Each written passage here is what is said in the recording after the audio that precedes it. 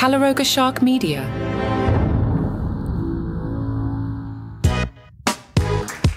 Hello, I'm Johnny Mac with your daily comedy news. Disability charity Scope has been forced to moderate its social media accounts after receiving hateful messages in response to Ricky Gervais's comedy routine. This from The Independent. The charity had criticized a joke made by Ricky, who used the term baldy while referring to terminally ill children. In his new special Armageddon, Ricky jokes that the children, supported by the Make-A-Wish Foundation, were effing R-words for not wishing to get better. In a tweet, Scope said, "Language like this has consequences. The stage is real. Netflix is real. The people this kind of language impacts are real. Joking about this kind of language trivializes it. It risks normalizing the abuse that many disabled people face on a day-to-day basis." 2 days later, they had to turn off replies on Twitter, clarifying that we aren't here to dictate what anyone should or should not find funny. They denied attempts to police comedy or speak on behalf of all disabled people. They were asked why they drew attention to Ricky's routine. Comedians using the R slur emboldens others to use it. We've seen this firsthand this week with disabled people being abused directly in their replies to our post. Bill Burr got political on Jimmy Kimmel's show and said, "You want to see a great case on narcissism? Liberals are so effing stupid in the way they handled Trump. Leave the narcissist. Neutral energy. Neutral. You know what I think he was? He was a one-hit wonder. He wrote The Twist, and that was it. He was on the casino circuit, and then you idiot liberals wrote The Twist again when you indicted him, and now he's a martyr. He's coming back, Jimmy. I can't believe that these are honestly going to be our two choices, because I really try with each thing to be like, figure out who I'm going to, there's got to be, I want somebody in their 40s, somebody that's going to live with their decisions." Burr then said, "With any luck, they'll both die of natural causes before the election, and maybe you can get somebody that still has something to live for, Send your letters to Bill Burr, care of Jimmy Kimmel Live." This next story made me just go, really? From The Cut, despite the fact that they look nothing alike, agreed, people keep confusing comedians Bowen and Joel Kim Booster. Yeah? Why?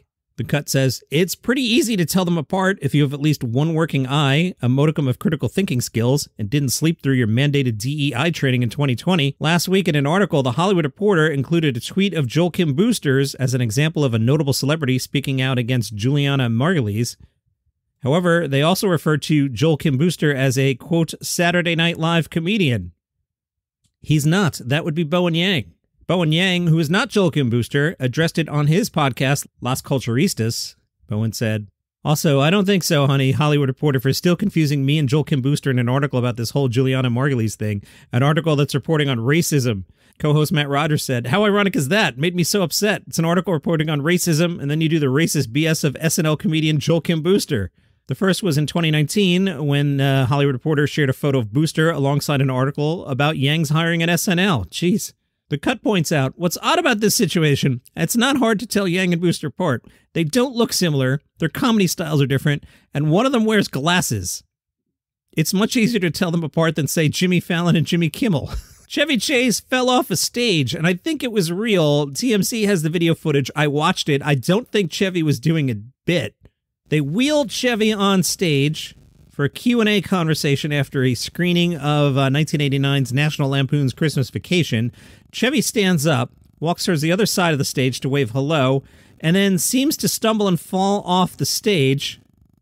Again, I don't think it's a bit. He's helped back on the stage by his wife as well as the interviewer. Chevy said, "Wait, my watch is talking to me." It says, "I see you've taken a great fall." Then Chevy's wife is seen tinkering with the watch and says, "Otherwise they might send an ambulance." Who knows? On Gossip Corner, Adam Sandler, spotted by San Antonians. Adam Sandler, clad in green sweatpants, emblazoned with lightning bolts and a blue puffer jacket. He makes me look like George Clooney.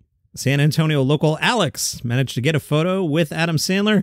In the photo, Adam Sandler is seen enjoying a cup of freshly brewed coffee from Larder while seated in their outdoor patio area. Jackie Novak is getting a Netflix special. We are overusing the word special, folks. This one directed by Natasha Lyonne, who also executive produced it. It's a half-hour concert film, half-comedy show. It is, quote, both raunchy and poignant, and an unexpectedly philosophical coming-of-age triumph that pushes the boundaries of stand-up. Jacqueline Novak, Get on Your Knees, Netflix, January 23rd. That's early in the year. It could be #1 on my list of best stand-up in 2024, at least for a moment. We'll see. Cultured spoke to Mae Martin about their dating habits. Mae said, "When I'm single, I really enjoy dating. I'll admit I can be too activity-based. I'm a big fan of an escape room, an arcade, things like that. When it comes to first dates, feel like you know pretty quickly. You don't want to get in a situation where you're going on a lot of third and fourth dates where you wind up having 20 mini breakups. Be honest when you have a connection and pursue it. If not, be really clear. In my early 30s, I was living in London and dating a couple. That was my first experience with alternative relationship structures. I loved how they navigated the world. It was one of the healthiest romantic experiences of my life. They introduced me to Feeld. F-E-E-L-D. I'm unfamiliar with it. I'm looking. My family's going to be like, what is in your search history, John? Let's see. Welcome to Feeld, the modern dating app connecting like-minded individuals for fulfilling relationships.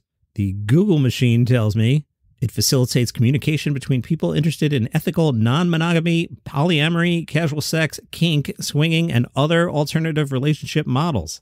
Wasn't familiar with that one. Between that and watching Whitney Cummings specials, my family's going to be like, what are you doing down there? Anyway, this couple that Mae Martin was dating introduced them to Feeld. Martin says, those apps, you know, they can be so depressing, but it seemed like it had a sense of humor about itself. There's more of a sense of fun and play on Feeld than any of the others. All right, they got their plugs in there, Mae. About those escape rooms, Mae said, you have to gauge your date's level of tolerance for terror and history, and there's some that are more puzzle-based. I like the ones with live actors. There's one that I did on a date. It was very ill-advised. My date was nervous and said, there are no actors in this, right? I didn't think there were, and I asked the people who worked there. I was like, are there actors? And they lied. So there we were. And a man came in with a chainsaw, and this poor person I was on the date with was just traumatized. But in a way, we trauma bonded. It was kind of a fun story. Boy, I'm still not over that last news story there. I'm no prude, but we were out there a little bit there, Johnny Mac. Let's rein it back in. Ray Romano, he runs a little bit more my speed. He's got a new Netflix 8-episode dark comedy series. I'm already in. Ray Romano, comedy, I'm in. It's called No Good Deed. It follows 3 very different families vying to buy the same 1920s Spanish-style villa that they think will solve all their problems, but as the sellers have already discovered, sometimes the home of your dreams can be a total nightmare. Ray Romano plays Paul Morgan. He doesn't look like a Paul Morgan. Change that character's name. That's not good. Romano will play Paul Morgan.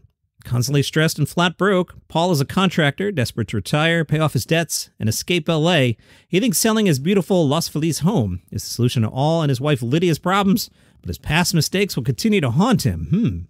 Dead to Me on Netflix. No date yet. Eddie Izzard will play 23 characters in an adaptation of William Shakespeare's Hamlet. This will be at the Greenwich House Theater in New York City starting January 25th. Official opening night. You know how Broadway and off-Broadway works, right? February 11th. Susie Eddie Izzard said in a statement, I've always gravitated towards playing complex and challenging characters, and Hamlet is the ultimate. This is a production for everyone, a timeless drama with an accidental hero. Izzard will be portraying men, women, ghosts, scholars, tyrants, courtiers, lovers, fools, and poets.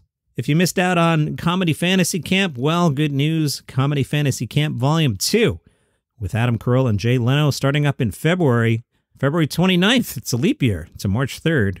Jay said, I like to talk to comics, and comics like to help other comics. I have more in common with comedians than some people have known my whole life. Writing jokes is the hardest thing in the world. Words of power. You need to learn how to use them. The class will be led by such stars as John Lovitz, Trevor Wallace, Carolyn Ray, and more yet to be announced guests. The Wrap took a look at the ratings for The Daily Show guest hosts or fill-in hosts. I guess they're guest hosts. They're not filling in for anybody right now. Michael Costa was the most watched guest host of the new lineup, averaging 545,500 total average viewers for his week. In second place, Dulce Sloan, Ronnie Chang, Desi Leidick, and Jordan Klepper, who hosted 3 days together the week of Thanksgiving. They averaged 530,333 total viewers. It's a new record out. It's called You Log Jams with a Z, the world's hottest wood burning sounds. Listen to the party-pumping flames of Germany, the polite crackles of Canada, the hotness of Sweden, and New Zealand lit up some Manuka wood like you've never heard of it before. We take you around the globe with the sounds of wood burning so hot, it's literally on fire. That's right, it's U-Log Jams with a Z, the world's hottest burning sounds. Love it. And that is your comedy news for today. If you want to support the show, you can buy me a coffee at buymeacoffee.com/dailycomedynews. See you tomorrow.